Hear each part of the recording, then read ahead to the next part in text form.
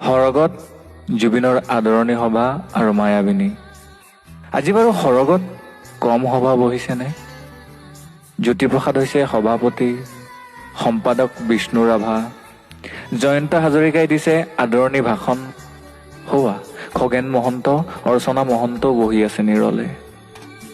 দেখিছো আগৰ শাৰীত প্ৰতিমা বৰুৱা বাইদেউৰ সৈতে দীপালী বৰঠাকুৰ, সংগী হৈ বহি আছে নীলপৱন বৰুৱাও। ভিতালীবাৰ আজি ভীষণ ব্যস্ততা, কিয়নো জোনবাইৰ দেশলৈ জুবিন আহিছে। সৰগ সজোৱাৰ দায়িত্ব ভিতালীৰ। অৱশ্যে সহায় কৰিবলৈ লগতে আছে গায়ত্ৰীও। ভগ্নী জংকীৰ চকু আজি চলচলীয়া।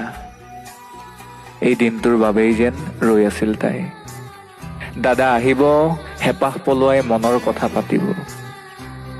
এচুকত বহি জুবিনদালৈ চাই আছে ৰাজীৱ শদিয়ায়ো। মুঠতে সৰগৰ অসম ভৱনত আজি বিশাল সভা। এয়া মঞ্চতে ভূপেন মামাই জুবিনক আলিংগন কৰিছে। জ্যোতি বিষ্ণুক হেঁপাহ পলোৱাই কৈছে জুবিনৰ কথা। জুবিন কোন, জুবিন কিয় আৰু জুবিন কি।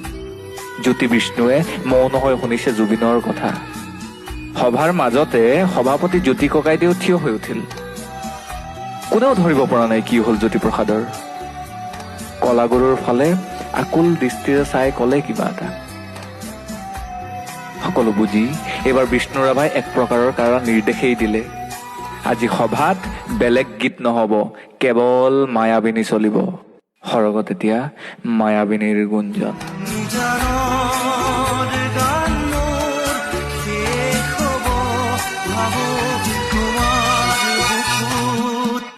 কেৱল মায়াবিনী।